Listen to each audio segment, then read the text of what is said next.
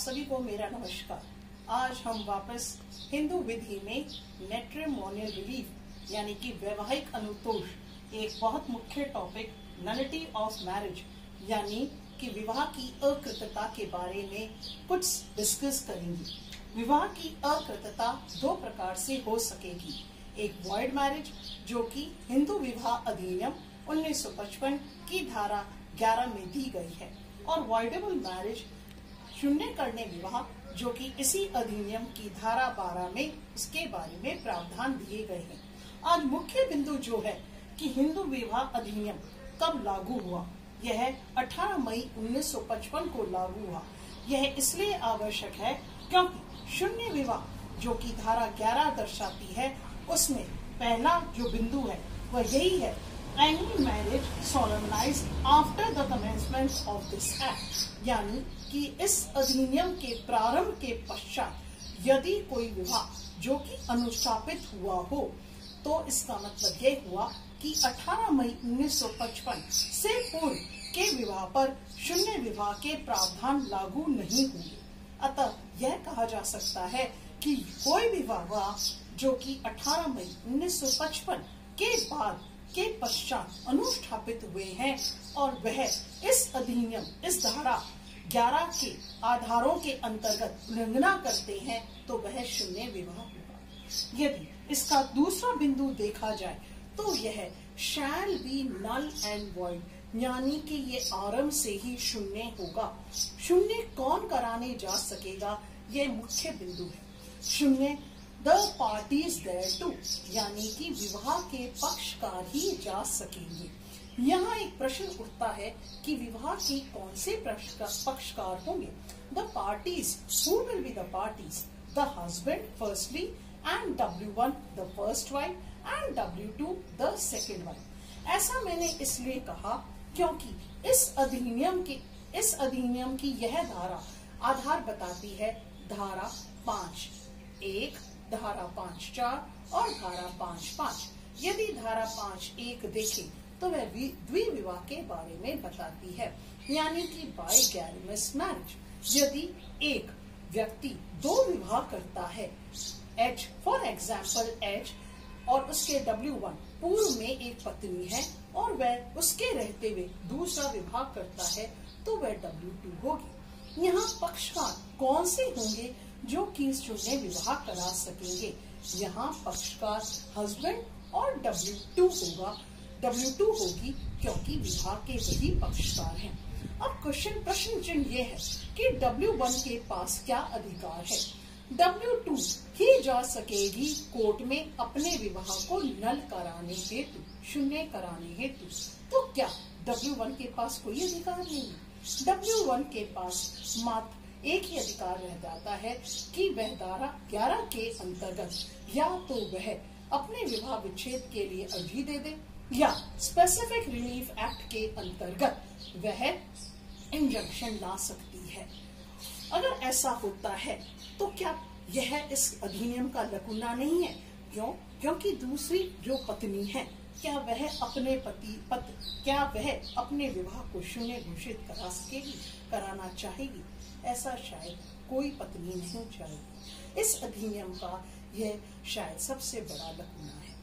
आगे जब देखते हैं तो धारा 5(4) और धारा 5(5) के अंतर्गत विवाह शून्य होगा। वह पूर्व में आप पढ़ चुके हैं वीडियो के द्वारा कि सपिंड नातेदारी और प्रतिष्ठित नातेदारी। धारा 5(4) प्रतिष्ठित नातेदारी और धारा 5(5) सपिंड नातेदारी के बारे में बताती है। तो धारा 5(1), धारा 5(4) और धारा 5(5) यदि कोई पक्षकार इन आधारों का उल्लंघन करता है तो उनका विवाह शून्य होगा।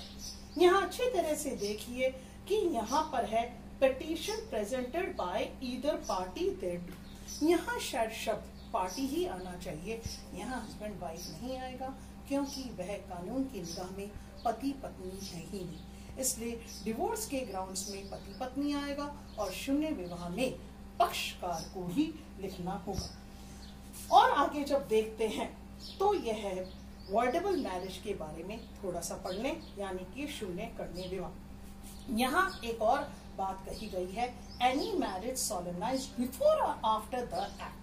तो यहाँ वही बात कि 18 मई 1955 से पूर्व यदि कोई विवाह अनुष्ठापित हुआ है या पश्चात हुआ है तो पक्षकार न्यायालय में जा सकेंगे और प्रक्रिया अपनाते हुए they shall follow a procedure and their marriage shall be declared void. So because voidable means the person has the option to make it void. Voidable यानी कि शून्य करनी, यानी कि कोई पक्षकार जो विवाह का है वह अपने विवाह को शून्य कराने हेतु न्यायालय जा सकेगा। यह इस अधिनियम की धारा 12 में दे रखा है। यह क्या कहता है कि यहाँ पर 4 आधार दे रखे हैं। पहला है प्रत्यर्थी की नपुंसकता। प्रत्यर्थी की नपुंसकता यानी कि impotency of the respondent. Here this is very important. Why? Because यहाँ ये भी कह रखा है impotency of the respondent. तो जो व्यक्ति पिटिशनर है वह स्वयं नपुंसक नहीं होना चाहिए। वह यदि स्वयं ही नपुंसक है तो क्या उसे ऐसा आधार मिलेगा? तो यह धारा 23 इसी अधिनियम की धारा 23 ये कहती है कि नपुंसक वह स्वयं नहीं होना चाहिए और उसे यह आधार तभी मिल सकेगा जबकि वह स्वयं किसी भी प्रकार से चाहे फिजिकली चाहे मेंटली नपुंसक नहीं है। और प्रत्यर्थी यहाँ पर रेस्पोंडेंट है, वह किसी भी प्रकार से यदि फिजिकली और मेंटली नपुंसक है तो पक्षकार को पिटिशनर को यह आधार मिल सकेगा कि वह अपनी मैरिज वॉइड डिक्लेयर करा सके। दूसरा आधार है यदि जो विवाह है वह इस अधिनियम धारा 5(2) के अंतर्गत किसी भी प्रकार से उल्लंघना करता है। पूर्व में आप पढ़ चुके हैं कि अनसाउंडनेस ऑफ माइंड यानी कि विकृत चित्त यानी कि unsoundness of mind of the respondent अगर ये बात कहता है तो यहाँ वही एपिलेप्सी वाली बात भी हो जाएगी। वॉइडेबल का ये ग्राउंड इसलिए है कि यहाँ marriage is in contravention of section 5(2). यह at the time of marriage की बात कर रहा है, यह आफ्टर द मैरिज नहीं कर रहा। यानी कि एट द टाइम विवाह के समय यदि कोई पक्षकार चित्त विकृत होगा तो इस आधार के अंतर्गत वह अपने विवाह को वॉइड डिक्लेयर करा सकेगा। यह पूर्व में भी आप पढ़ चुके हैं कि धारा 5(2) at the time of marriage कहती है विवाह के समय। यदि विवाह के पश्चात कोई व्यक्ति अनसाउंडनेस ऑफ माइंड किसी भी प्रकार से होता है तो दूसरे पक्षकार को, जो विवाह का पक्षकार है चाहे वह पति या पत्नी हो, तो उसे धारा 13 में यह आधार मिलेगा। परंतु यहाँ पर विवाह के जो पक्षकार हैं वह विवाह के समय ही अनसाउंडनेस ऑफ माइंड होनी चाहिए। तीसरा जो ग्राउंड है यह भी काफी इंपॉर्टेंट है।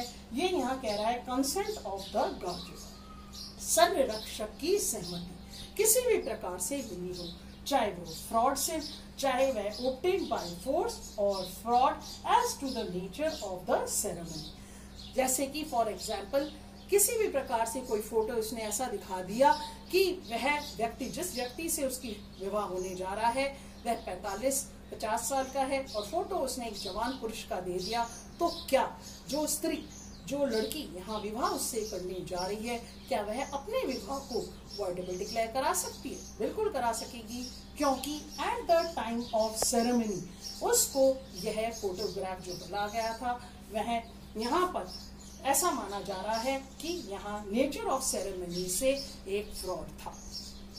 चौथा जो पॉइंट है, respondent was pregnant by some other person. यहाँ ये बात कही गई है कि जो पक्षकार है वह अन्य किसी व्यक्ति से यदि गर्भवती है तो पक्षकार कौन होगा? दूसरा पक्षकार, वह अपने विवाह को वॉइडेबल डिक्लेयर करा सकता है। अब इनके साथ कुछ एक्सप्लेनेशंस जोड़े गए हैं। सेक्शन 12(2) भी यहाँ रेफर करना चाहिए, जो कि धारा 12 के साथ जुड़े गए हैं।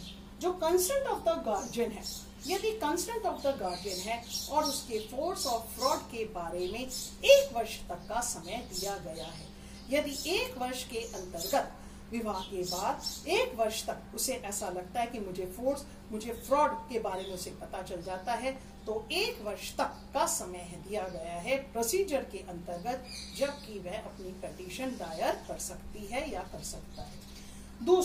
चौथा, respondent was pregnant by some other person. This is very important. दूसरे व्यक्ति से यदि कोई स्त्री गर्भवती हुई है और उसे विवाह के समय ऐसा पता चल गया, तो यहाँ पर भी 1 वर्ष तक का उसे समय दिया गया है, जबकि उसे पता चल जाता है। और यहाँ एक और 2-3 उसके एक्सप्लेनेशंस हैं। इग्नोरेंट ऑफ द फैक्ट्स, विवाह के समय उसे ऐसा कुछ नहीं पता था कि उसकी जो होने वाली पत्नी है वह किसी प्रकार से गर्भवती है या नहीं। तीसरी बात एक और कि जब विदिन 1 ईयर ही, एक और चीज कि 1 साल तक ये समय दिया गया है, और जब उसे पता चला तो दोनों के बीच में किसी भी प्रकार का मैरिटल इंटरकोर्स नहीं होना चाहिए, यानी कि दोनों के बीच में किसी भी प्रकार से वैवाहिक समागम नहीं होना चाहिए। अगर ऐसा होता है तो यह पिटीशन अलाउ नहीं होती, क्योंकि ये कोर्ट के procedures. Restitution of conjugal rights आपका सेकंड जो मैट्रिमोनियल रिलीफ है, उसके बारे में आपको नेक्स्ट वीडियो में पता चलेगा। That is section